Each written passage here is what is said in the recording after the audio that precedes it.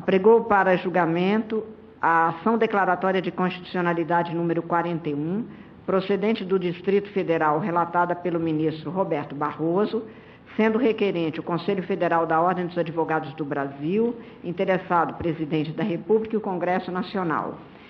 A MIF Cúria, ministro Roberto Barroso, inicialmente eu confiro a palavra a Vossa Excelência para o relatório, pois haverá sustentações orais. Tem a palavra Vossa Excelência. Muito obrigado, presidente.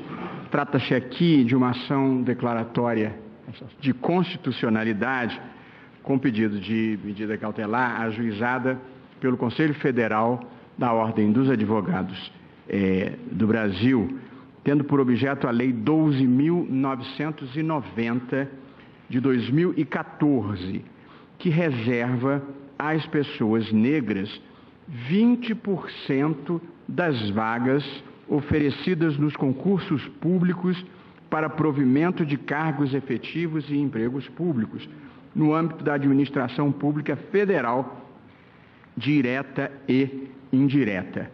Pela importância da matéria, presidente, eu leio brevemente e seletivamente alguns dispositivos que eu acho que dão uma boa compreensão do tema. O artigo 1º da lei tem a seguinte dicção: ficam reservados aos negros 20% das vagas oferecidas nos concursos públicos para provimento de cargos efetivos e empregos públicos no âmbito da administração pública federal. Estou lendo abreviadamente. O parágrafo 1º prevê o seguinte: a reserva de vagas será aplicada sempre que o número de vagas oferecidas no concurso público for igual ou superior a 3. O parágrafo 3º do mesmo artigo 1º diz o seguinte: a reserva de vagas a candidatos negros constará expressamente dos editais dos concursos públicos, que deverão especificar o total de vagas correspondentes à reserva para cada cargo ou emprego público oferecido.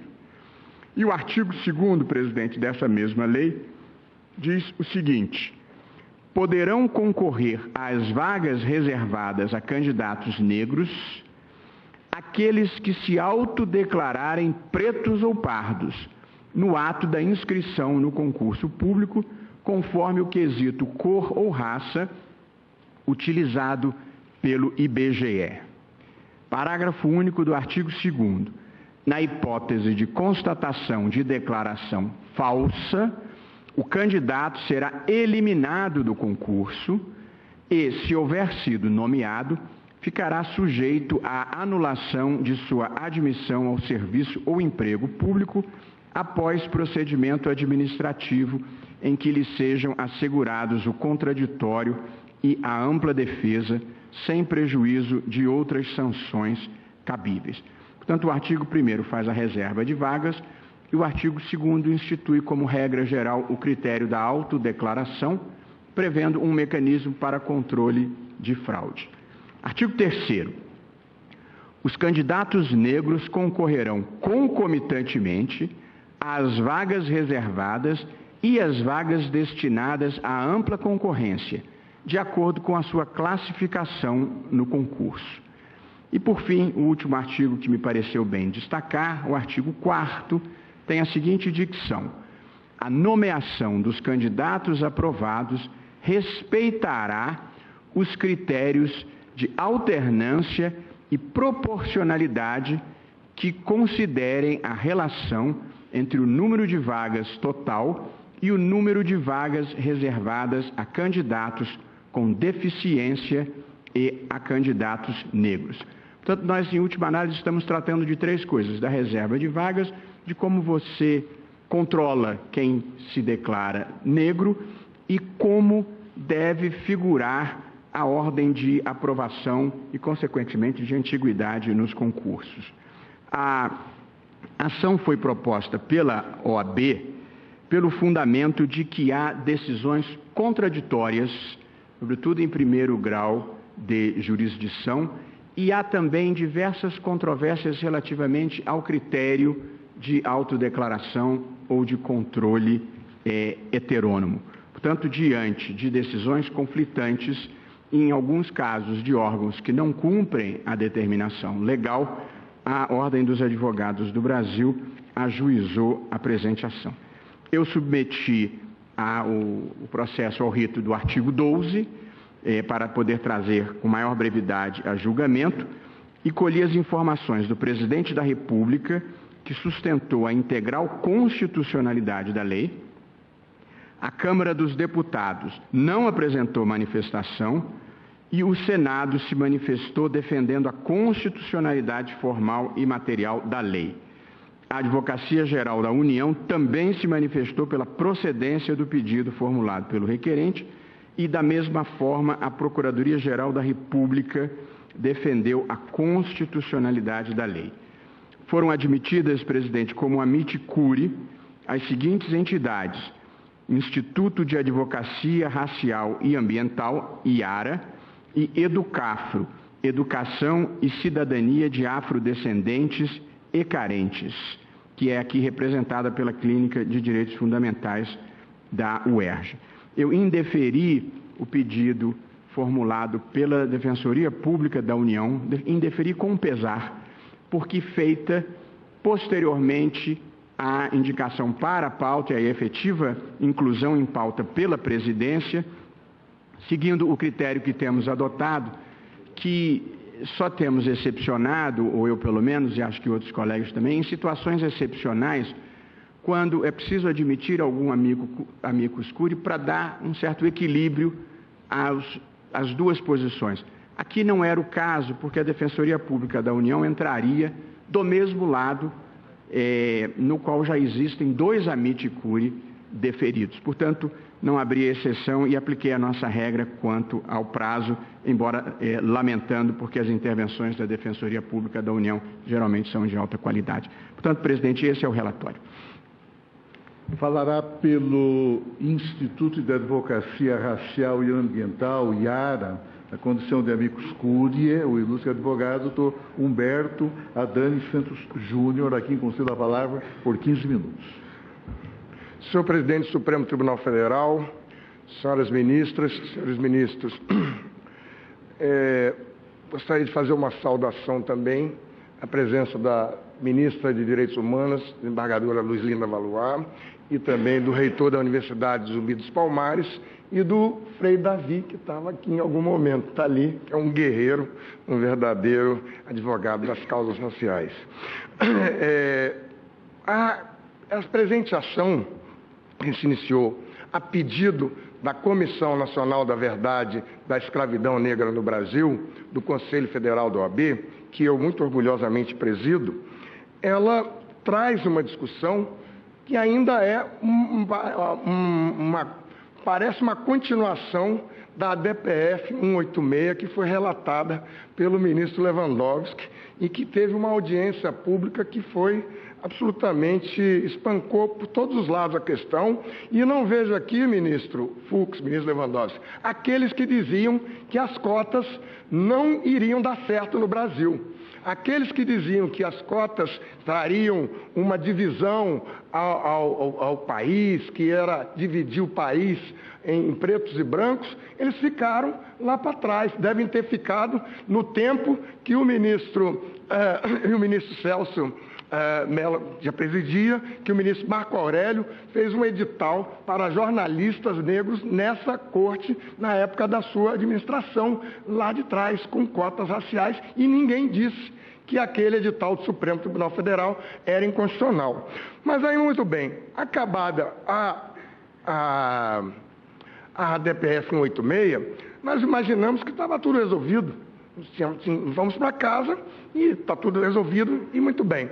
Aí, quando começaram a acontecer casos que foram mencionados pelo relator Luiz Roberto Barroso, que, na verdade, aquela verdadeira angústia de uma parte da sociedade brasileira que não quer a ação afirmativa para pretos e pardos na sociedade brasileira, começou a se revelar assim, veladamente. começaram a acontecer decisões onde a cota era negada. Cota no emprego público era julgada em casos que não vão chegar a essa corte. Então, casos de leis, inclusive, que também são de origem estadual e origem municipal e que não chegam. Então, isso tem acontecido muitas e muitas vezes. E os cotistas, eles não têm culpa nenhuma, eles sequer elaboram a lei, eles não fazem os editais do concurso, se colocam na disputa pública do concurso público e nós vemos casos e casos que são trágicos. Eu cito só a nível de exemplo, rapidamente, um caso de Caxias do Sul, onde os cotistas de Caxias do Sul foram obrigados pelo Ministério Público do Rio Grande do Sul, num termo de ajustamento de conduta que obrigou a Prefeitura a exonerar todos os 19 cotistas num edital que tinham 230 não cotistas. E foram, depois de estarem trabalhando, numa decisão do Tribunal do Rio Grande do Sul, foram exonerados. Cito ainda a decisão do Rio de Janeiro, dos cotistas do Rio de Janeiro, que 4.000 cotistas foram aprovados. Como o Tribunal do Rio de Janeiro julgou inconstitucional a lei de cotas lá por uma questão processual, de processamento, os cotistas, a administração ofereceu a seguinte solução: os não cotistas tomam posse e os cotistas ficam aguardando o julgamento do recurso extraordinário no Supremo Tribunal Federal, que evidentemente teria uma grande demora de tempo, inclusive aquelas vagas que estavam oferecidas, quando acabasse o julgamento, já estariam exauridas pelo decurso do concurso público. Esses casos, ainda a semana passada, um caso do Instituto Federal do Rio de Janeiro, onde eu sou advogado, há uma outra possibilidade que se soma às que já foram mencionadas, é que as vagas, os concursos estão sendo oferecidos, às vezes, com uma única vaga, para não serem deferida aquela contagem do 4 mais 1, onde a quinta vaga vem para o cotista, ou de 3 vagas, onde a partir do terceira vaga, ela vem para o cotista. Então, oferecendo um concurso de uma vaga só, não tem cotista nenhum, e aí vai-se desobedecendo ao comando dessa Corte Constitucional de inserir a política de ação afirmativa. E que, na verdade, ela não é uma discussão mais apenas de cotas, ou de eu sou a favor da cota, ou de eu sou contra a cota. A cota é uma legislação, então você tem que cumprir a cota, cumprir a ação afirmativa, que é um início da reparação da escravidão. A reparação da escravidão é que motiva a ação afirmativa que é deferida pelo Estado brasileiro. E daí porque, me somando ao que já foi falado aqui, não vejo por que não se extrapolar, como foi falado da Administração Pública Federal, que os concursos públicos estejam no Legislativo, no Judiciário e no Executivo, porque todos são integrantes da Administração Pública Federal, e se nós tivermos esse conceito de reparação, qual é a diferença de um técnico do Poder Executivo, do Poder Judiciário ou do Poder Legislativo para ser inserido nessa ausência de pretos, pardos, de afrodescendentes ou de negros, qualquer que seja a denominação que seja adequada.